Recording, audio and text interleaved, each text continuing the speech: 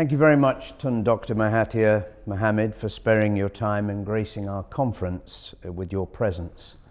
We are deeply honoured to have the opportunity to speak with you and to have your words echo to the millions of viewers around the globe. My name is Alistair Bartholomew. I'm the Regional Director for Beaconhouse in Southeast Asia, and I currently oversee the operations of our schools across Malaysia, Thailand and the Philippines.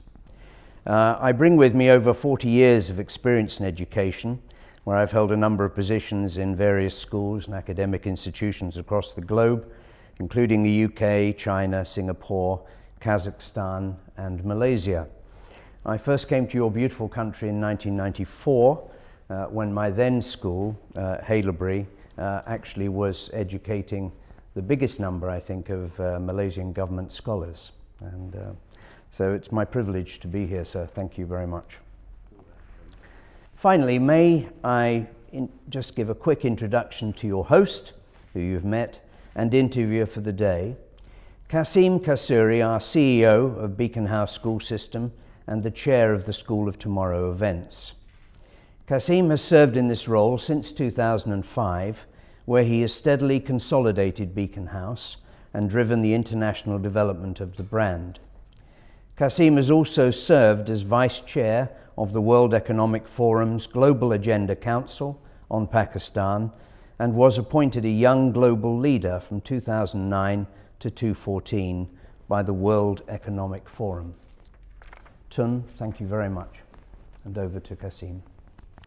Okay. Thank you, Mr. Alistair. Very kind of you. Dr Mahathir, once again, let me say how truly honored I am to meet you finally, albeit virtually. I've been a very regular visitor to your country since 2003. That's when we first started we first started work on establishing our schools there. First one, of course, opened in 2004.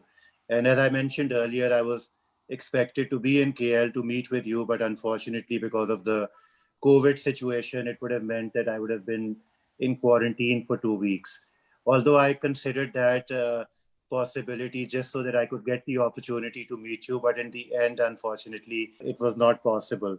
I have to say that I've admired you from a distance, like millions of others in my country. And I've often wished that in Pakistan, we had a leader such as yourself. I know, for example, that our own Prime Minister is a great admirer of yours, and I very closely followed your recent visit with Mrs. Mahathir to Pakistan. Dr Mahathir, if you'll allow me for some of our viewers, because last time we had people tuning in from about 80 different countries. So it's possible that some of them may not be as familiar with your journey as we are. So I just want to, with your permission, say a few words about yourself. Tun Mahathir was the Deputy Prime Minister of Malaysia from 1976 to 1981, following which he was Prime Minister from 1981 to 2003, which is for a record, I think, 22 years. And then again from 2018 to just a few months ago in March 2020. During his 5 consecutive terms as Prime Minister, Malaysia experienced a period of rapid modernization and economic growth. In fact, most modern historians credit the present success of Malaysia to the contributions of Tun Mahathir. Tun Mahathir has also always been a bold advocate of development and economic independence of developing countries, particularly those in the Muslim world. He was conferred the title, again for our international viewers, Tun, in 2003, which is I believe, the highest federal award in Malaysia. And it means, according to Google, Grand Commander of the Order of the Defender of the Realm. So once again, Tun Mahathir, truly a great honor. I'm just going to give a very quick preamble again to the interview. You may be wondering why a school organization was so keen to meet you. Now, Beaconhouse has been around since 1975. We've just completed our 45th year. And as such, we've impacted the lives of generations of young people and their family. Well, some of them are not so young any longer, myself included. And our daily decisions and the daily actions that we take continue to shape the future of young people around the world. And I feel that it's particularly important, therefore, that we have the opportunity to speak with leaders like yourselves so that it can help shape our direction for the future.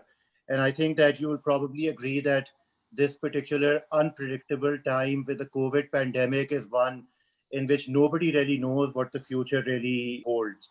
And I have to confess that some of the questions that I'm going to ask you today were actually framed at the start of the COVID crisis, because we had originally asked your office for an interview for the first virtual SOT, first virtual School of Tomorrow, which was in July of this year. So, Tun Mahathir, without further ado, my first question for you is that, as we all know, you were the Prime Minister of Malaysia till March of this year. And that was also a turning point for the pandemic, because although it started in December, but it's only around March that it started to become a big global concern. Would you say that you're satisfied with the way in which Malaysia and the Malaysian government have dealt with the crisis? Well, frankly, I'm never satisfied with anything. So I feel that when we examine things in detail, carefully, we will find some other ways of dealing with the problem. And the pandemic is also a problem of that nature. What we need to do is to understand the problem better, look into the gritty and details, and then find out whether there are things we can do despite the limitations imposed by this pandemic. Thank you, sir. As you, of course, are better aware than I am, Malaysia has once again introduced a CMCO for our international viewers. That's the Conditional Movement Control Order. And what this also means is that schools like ours are shut. I think that the date that we've been given right now is 6th of December. So we're very much hoping that, inshallah, schools will reopen. And of course, that the economy will normalize. Tun Mahathir, the Prime Minister of Pakistan, Mr. Imran Khan, believes that many countries cannot afford what he calls a complete lockdown because, as he says, more people will die of hunger than the virus. I'm just wondering what your thoughts are on this in terms of how we balance lives with saving, with livelihoods. Balancing the need to prevent ourselves from getting infected and also to carry on with our usual work. The balance is very difficult to determine because different countries have got different problems. In countries where people tend to work in big masses of people, they come into contact with each other. Obviously, we have to prevent that from happening because infection takes place when you are close to a person who is suffering from the disease. So you have to keep people apart. But in most types of work, we have to be together, quite close together.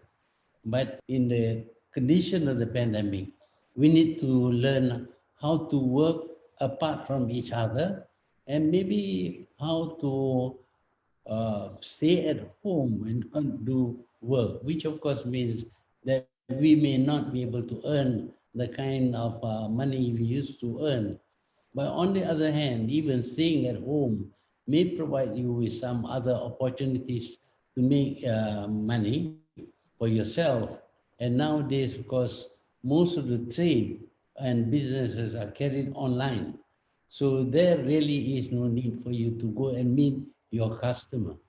You can sell things to people who are thousands of miles away simply by advertising on the net and then taking orders through the net and delivering through the normal channels. So there are many things that can be done despite the pandemic. Thank you. That you're absolutely right. Unfortunately, for countries like Pakistan, which are not quite as developed as Malaysia, that can be a bit of a challenge. Having said that, Pakistan on the whole has done fairly well. I'm wondering if you've at all followed the way in which Pakistan has handled the pandemic. Well, Pakistan appears to have achieved a kind of balance between the need to protect people and the need for the people to carry on their normal work. But of course, it is affected. Perhaps the way you manage it is much better than some other countries. For example, in some of the Western countries, developed countries, the focus is more on carrying out the usual work to make money for yourself. And as a result, of course, people meet each other, and in the process, many got infected, and even quite a lot have died because of the disease.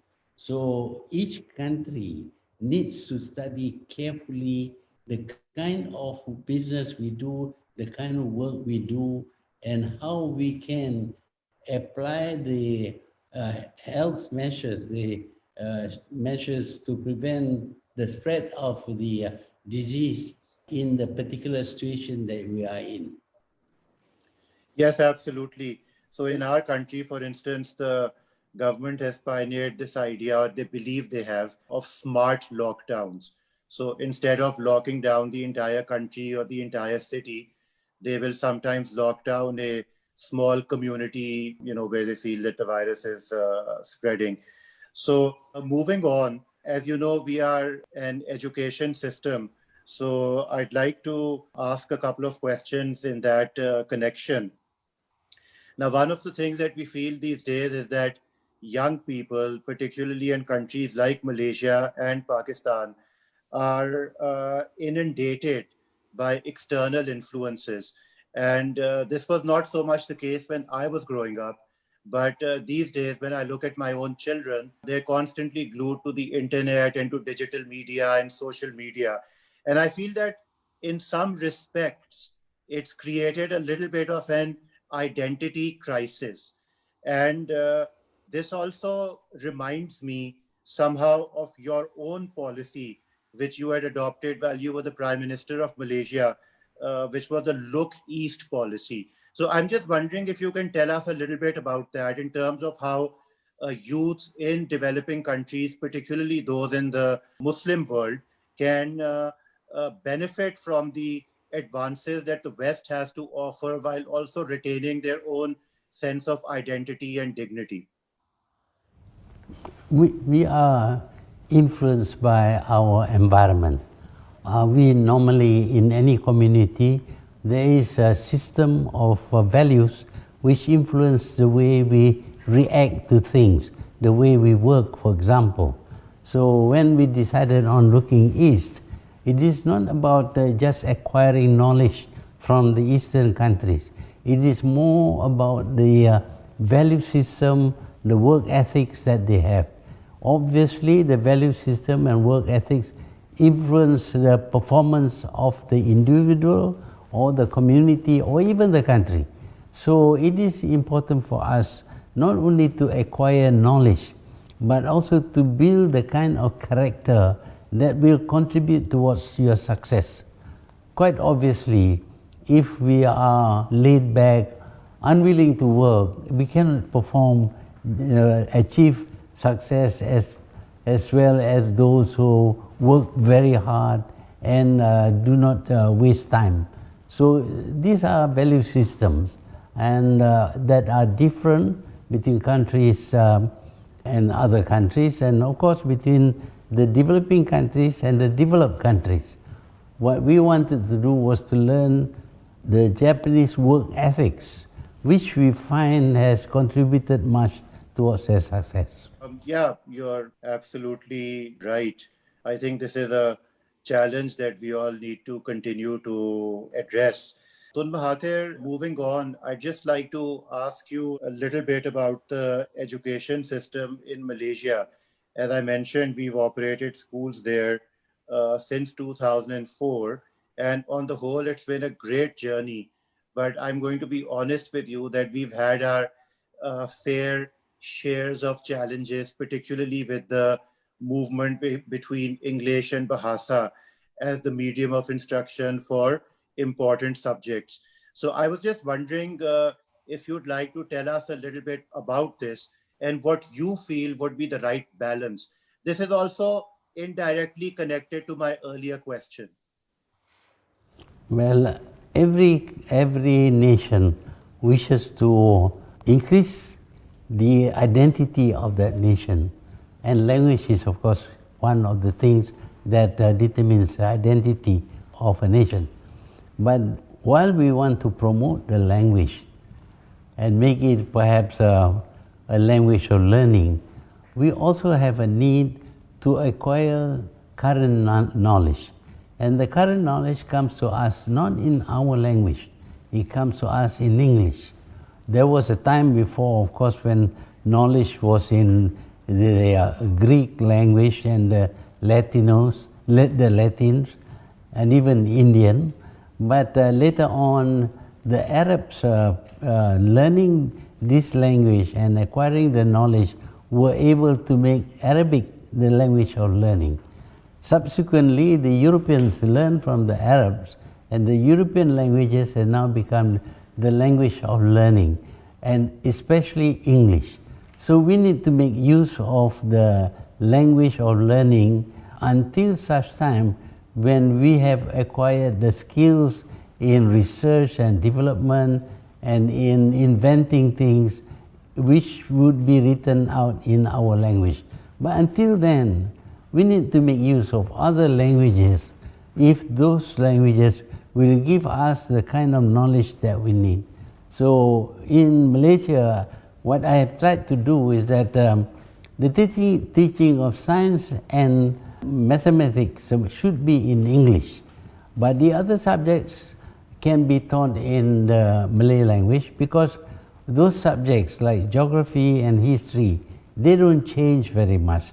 But science, as you know, we make discoveries almost every day, and some of these discoveries negates previous theories, previous concepts. So to keep up with the time, to chase after the new knowledge, we have to learn that knowledge in the language in which it is presented. So we have to promote our own language in the kind of knowledge that doesn't change very much, but in terms of learning science and math, we need to use the language where this knowledge is coming to us from.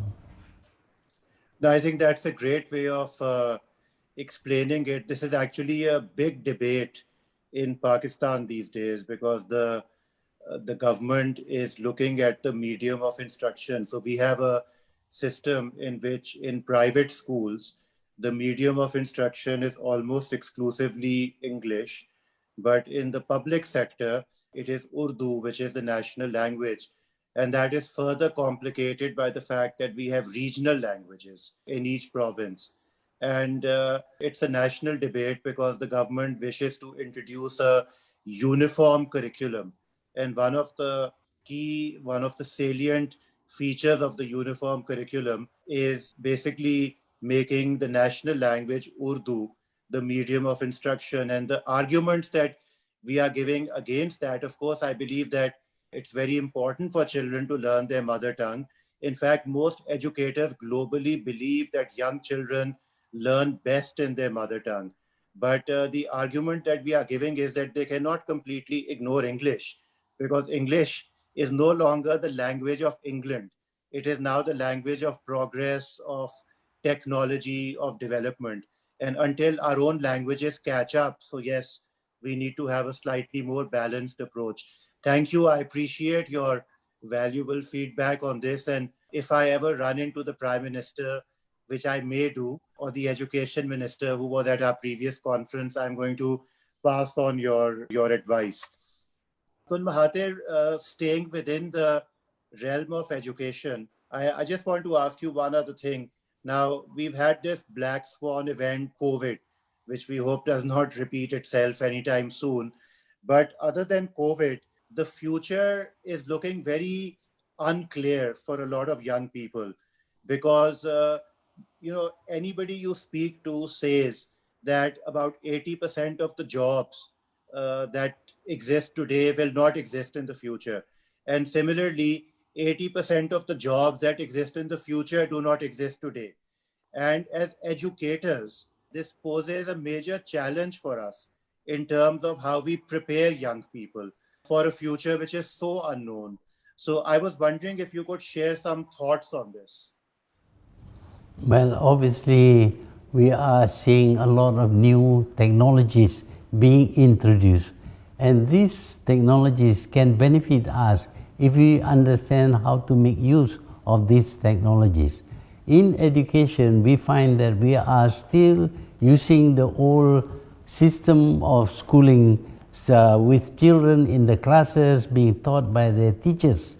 But with this communication capability now, we could have some expert teachers preparing the lessons, and that can be broadcast through the school or you put on tape or disc, and then class teacher would then use that lesson in order to teach the children. And now we can actually communicate with the the teacher who had prepared the lessons to ask questions and to answer questions. So our means of communication now is fantastic. I can be talking to you in Pakistan, I am here, and yet we are talking almost as if we are in the same room. But in teaching in schools, we are still not using this technology.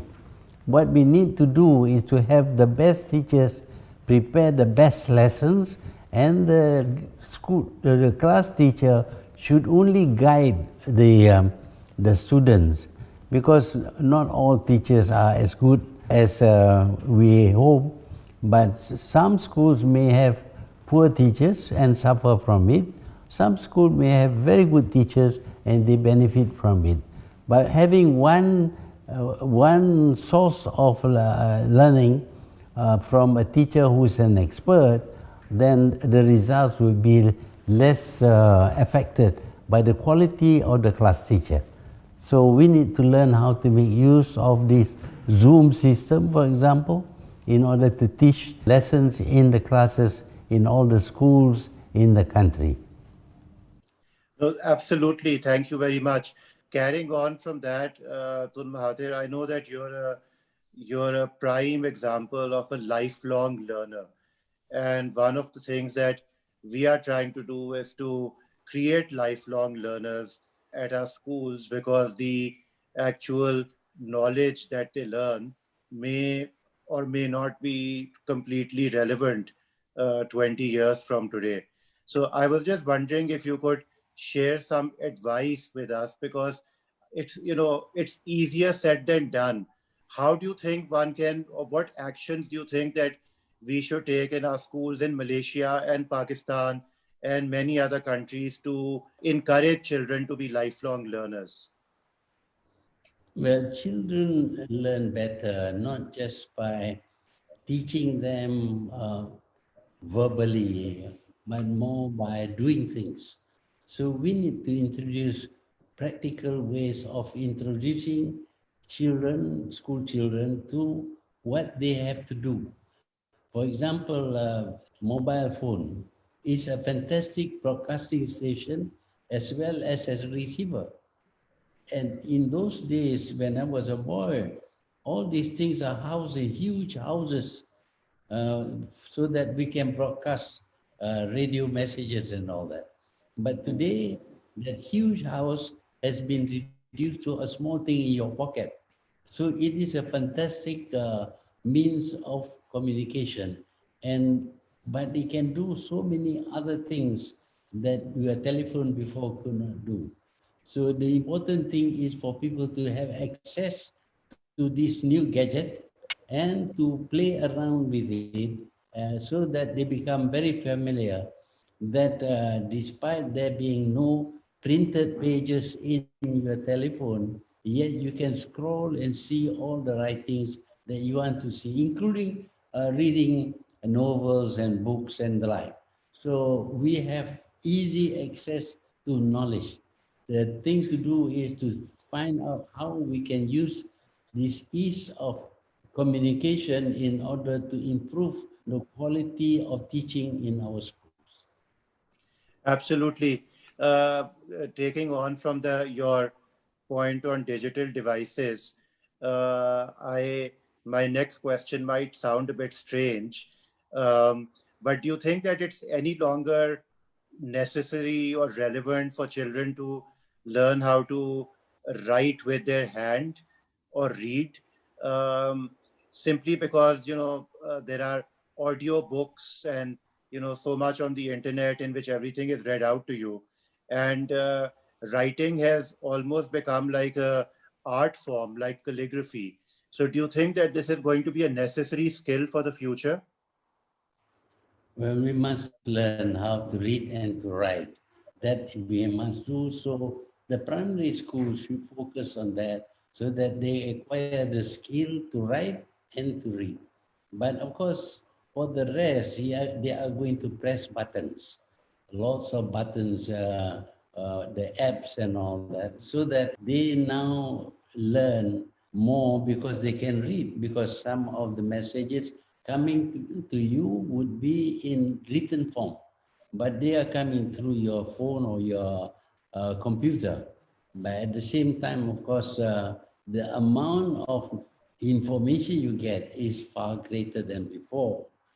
We have nowadays big data, for example, which enables us to understand things much better and even to, well, use in order to benefit our business or for politicians to know what the people are thinking. So knowing that, perhaps they will be much more careful about what they say and what they do and what they promise. Oh, absolutely.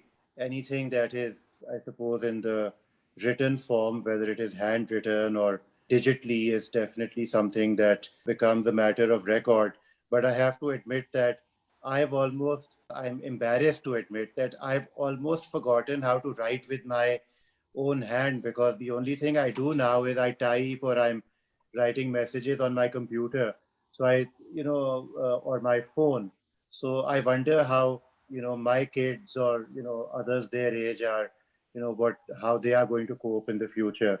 Or maybe because when I speak to my own children about it and I tell them how terrible their handwriting is, they say to me that, well, it doesn't matter because we're not ever going to be writing anything by hand.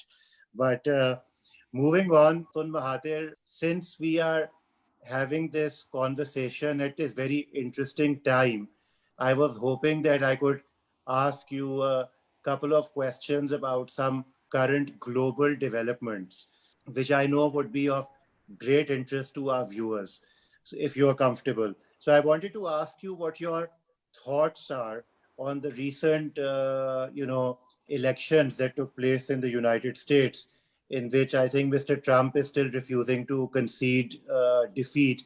But I'm asking this question also in the context of our earlier conversation about civilizations and values. And because one thing that it's made me wonder is about the value of democracy. So I'm just wondering what your thoughts are. Well, in the first place, we welcome the change. I think Mr. Joe Biden would be a much better president of the United States. I hope that he will not continue this very aggressive attitude about making America great at the expense of other people. We have to suffer in order to make America great. But in fact, America cannot become great without us. They have to have something from us before they can achieve anything. So the attitude of Trump was completely wrong. The way he handles problem was completely wrong. Confrontation with other countries is not going to help at all. We live in a world that, we say we have now a borderless world. So we need to react and understand our neighbors, even those which are far from us. But he wants to isolate America and become great by itself. I don't know what satisfaction he gets from that. But we hope that Joe Biden would be different from him. Certainly, we hope that this trade war with China will stop, because it is affecting us as well. So there are many things that Trump did which does not augur well for us. We are looking forward to this new president. On democracy, yes, democracy is a system. Like all system, it works only if you understand the system and you abide by the system. What we see today is an attempt to make certain absolute countries with absolute rulers, either kings or dictators, to become democratic. But the people themselves do not understand how democracy works. No one wants to lose. Everybody wants to win in an election, and that is impossible. What happens is that when they lose in an election, they resort to street demonstrations, strikes and the like, and the government will have to handle that instead of trying to run the government. But of course, people must have good values, must not try to resort to fraud and things like that during election. So an election, democracy can work only if you understand and accept that by merely putting a tick on a square piece of paper, that determines who's going to win and to lose, instead of having to fight each other. So if you accept that, then when you lose, you accept that you have lost and wait for the next election, not take to the streets and disrupt everything. So every race has its own value system. So when the value system are not suitable for democracy, democracy will not work. I think that's a lesson that many countries can learn. Certainly we can in my country.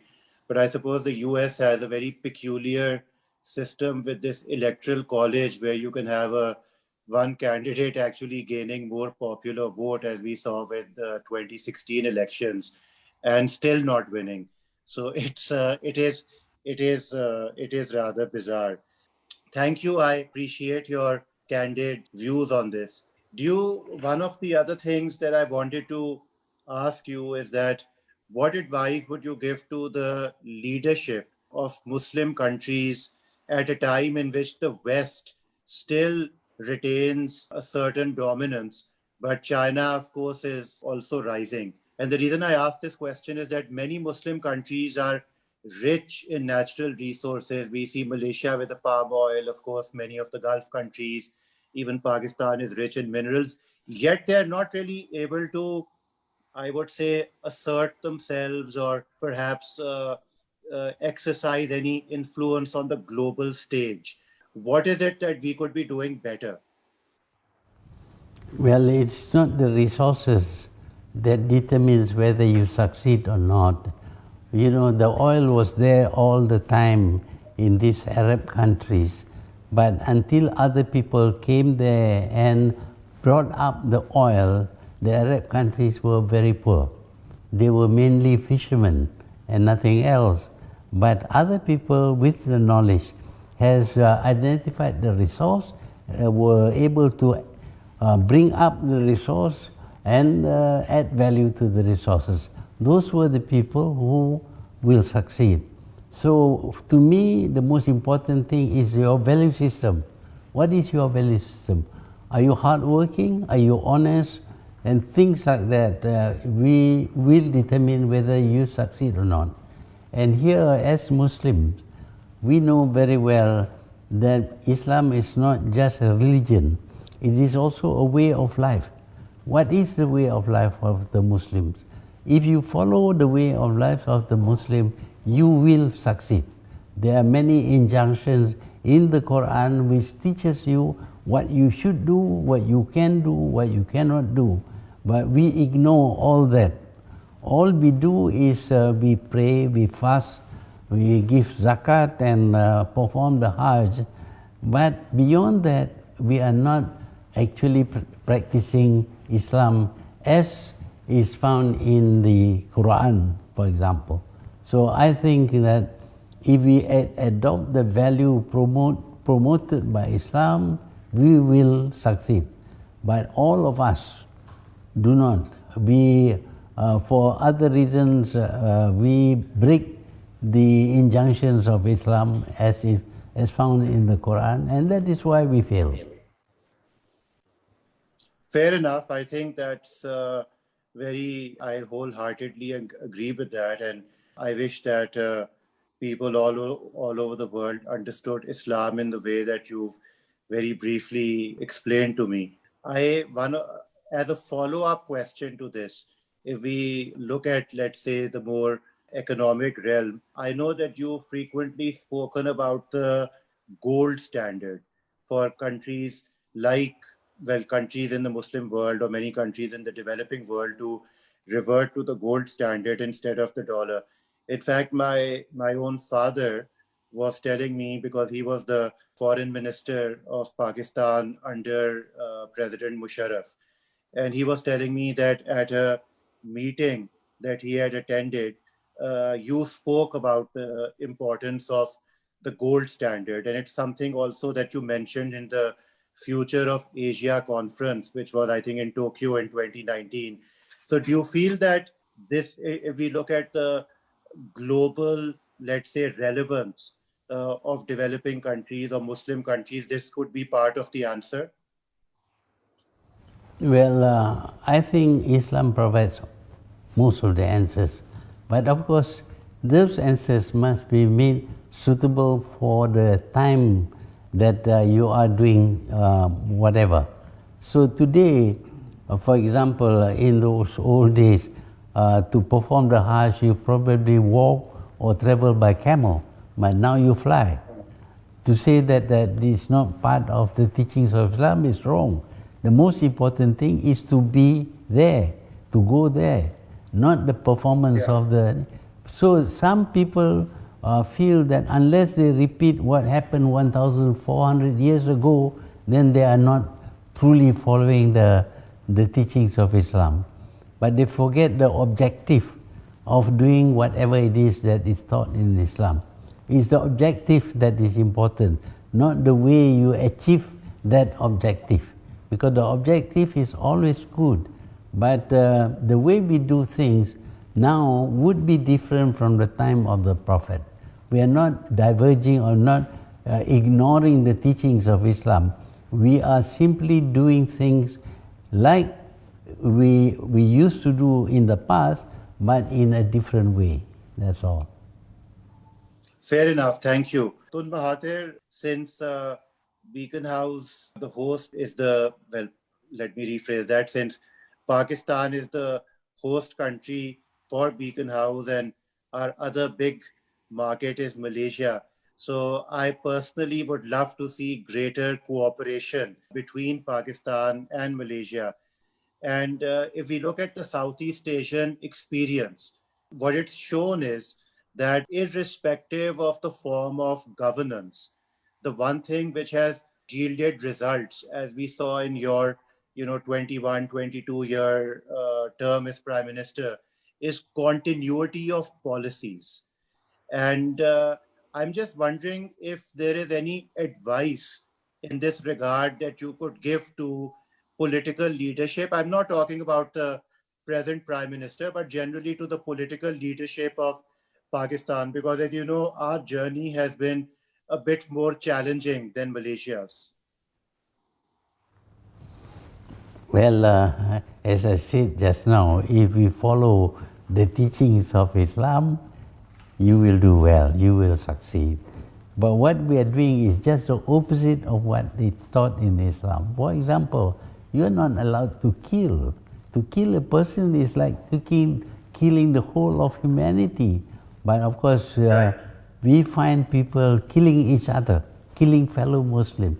And we have to work hard, we have to be honest, we have to apply repeatedly in the Quran it says, when you judge with justice.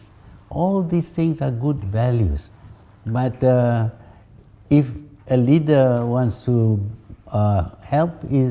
develop his country, one of the most important things is to have the right values. If you have the wrong values, you are thinking of money and other things like that, and you forget the injunctions of Islam, you will. But this applies also to non-Muslims, because all the good values of Islam, when practiced by anybody, will give good results. So even non-Muslims must appreciate that we should not cheat, for example. We should be true to our words. These are things that are taught in Islam. There are many, many other examples of these that will definitely result in an administration that is well supported by the people. Fair enough. I think that's a great response. The sort of context to my question, of course, was that unfortunately what happens in a number of countries is that a new government comes in and they will tend to, so to speak, throw out the baby with the bathwater. So good policies, bad policies, they just start from afresh. So, and I often say to people that if that had, so if I look at Beaconhouse as an example, Beaconhouse has been there for 45 years and by the grace of God has done quite well. Unfortunately, on the other hand, the public education system in Pakistan has not. But even in Beaconhouse, if every 4 or 5 years, all the policies were to change and the leadership were to change and the ideas were to change in terms of how children should be educated, I don't think we would have done particularly well at all. So I think that it is very important, this continuity of policy, whether it is one individual or it is, several, political leaders. Tun Mahathir, before I come to my last couple of questions on the Pakistan angle, I'm sure you're aware that there are a number of Pakistanis who are settled in Malaysia. And I was wondering, and of course, I'm now talking of after the pandemic is over, whenever that happens. Is there a way in which we could somehow encourage more young Pakistanis to perhaps look at opportunities in Malaysia in a way which is mutually beneficial to both countries? Well, Malaysia has become somewhat of something of a education center. We have a lot of foreign students coming here to study, and certainly there are some Pakistani students here also. This is very good for them because the cost of education in Malaysia is cheap and the universities are recognized worldwide. But on the other hand, when people come to study here, they understand Malaysia, they are probably develop friends in Malaysia. And the benefit to Malaysia is that when we go, our officials go abroad, they often meet people who had studied in Malaysia, and invariably they are very helpful. So more exchanges of students, of young people is necessary in order to bring people together. In Malay, we say, if you do not know, if you do not know a person, then you do not love a person. So they say that you have to know the person in order to love the person. So we should encourage more travel. Of course, now the pandemic is here, we cannot travel, but at other times we should have more groups of people traveling here and looking at the place, staying some few days perhaps to see, and for Malaysians to go to Pakistan and see the way things are in Pakistan, the way you do things and understand the Pakistani people. Thank you. There was a time when a lot of Malaysians used to come to Pakistan. I think it was perhaps in the maybe I think 50s and 60s and 70s. In fact, a number of members of the royal households and the different sultans, they studied in schools in Pakistan. But this was a very long time ago. But we would definitely encourage and we would love to have more Malaysians visit Pakistan as well. Tun Mahathir, I'll just move on to my last couple of questions. And one very, very important question, which I'm sure that our viewers would love to learn about more, and that is about your own journey. Because you've taken Malaysia from where it was to basically the ranks of a modern nation state. And I'm sure that from the outside, it's very, looks very glamorous, but I'm sure that you faced many challenges and, of course, successes. So I was just wondering if you could tell us a little bit more about your own journey. Well, I have always been interested in my own country. I feel very much attached to my country, and I used to read a lot about other countries in books and in novels written by British authors, for example. And I had wondered, why is it that they are so far ahead of us? What is holding us back? And I wanted to be like them. So when I became the Prime Minister, I saw an opportunity to improve situation in the country so that we also can stand as tall as the other people from the developed countries. That is the objective. And I think it's a feeling of shame if you fail. So for that, we have to work very hard and to do what is right, not for yourself, but actually for the country and the people. And I spend a lot of time learning about how to handle problems with people. We are a democratic country, and the way to become a leader is to be chosen by the people. For that, we have to be popular. But if you do things that are good for the people, they will choose you. So I spend a lot of time trying to fulfill the needs of the people. That's how I was able to last for 22 years. And then after I stepped down also, they asked me to come back. Thank you. If I can come back to that question, I don't want to push you, but could you tell us, and I'm sure young people will, because young people look at successful people and they assume that it's something that, had just happened. But could you tell us a little bit about maybe one or two of the big challenges that you faced along the way? Well, I've had a long time, I've been a long time in politics, more than 70 years. And during that time, of course, I passed through different ages. I was a youth at the time, and I was very, I thought that things could be done easily, but later on I found that it's not so easy. You may have good ideas, but you have to sell the ideas. You have to train people, etc. So being a leader for a long time has enabled me to learn about the weaknesses of the system, the need to change, to rearrange things, to copy from others. All these things had to be done if your objective is to serve the people and develop your country. I think that is very important. Once you forget that and you think that the power given to you is for your own use, then you will do the wrong things. But you have to be conscious that you are there because people choose you and you have to serve them. That's all. Absolutely. Thank you. Um, I have a just related to that one slightly silly question.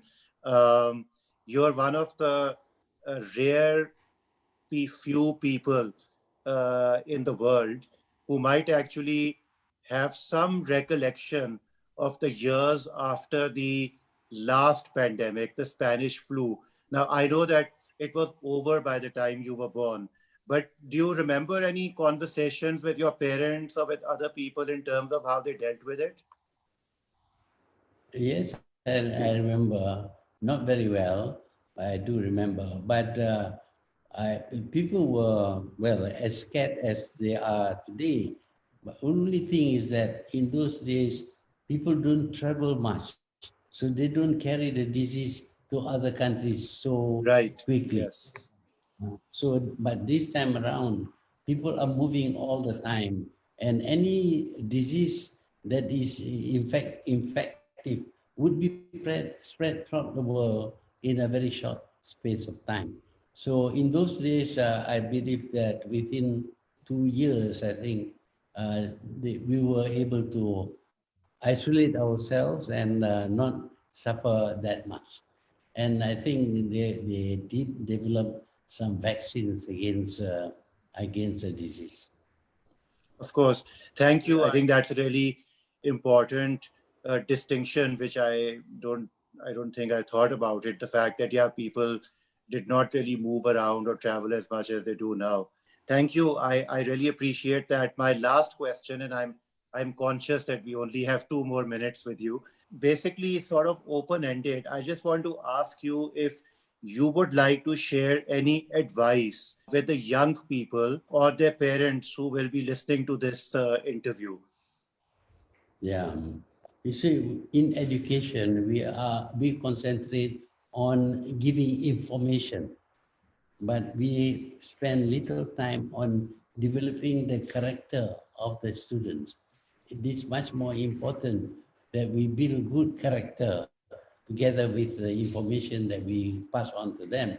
Yes, the information will help them in later life, but if their character is bad, then they cannot benefit from the information.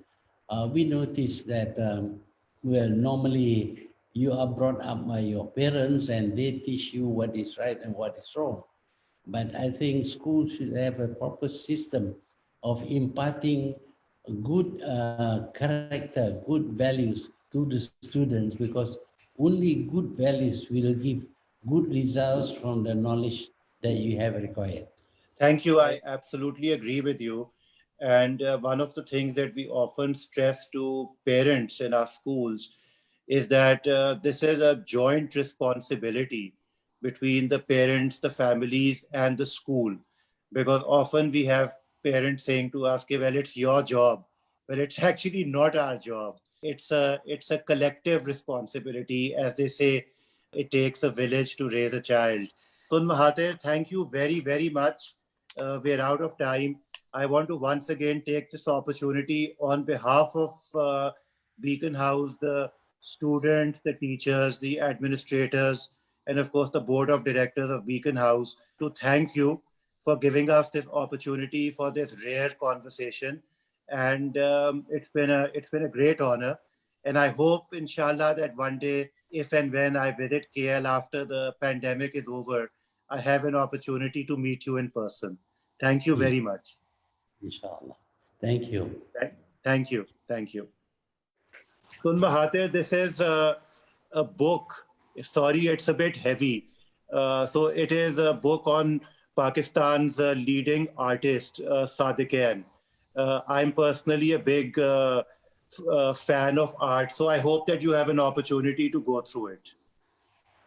Thank you. Thank you very Just much. a small token of our appreciation. Yeah, Lisa, you better take it quickly. I think it weighs like 6 kg or something.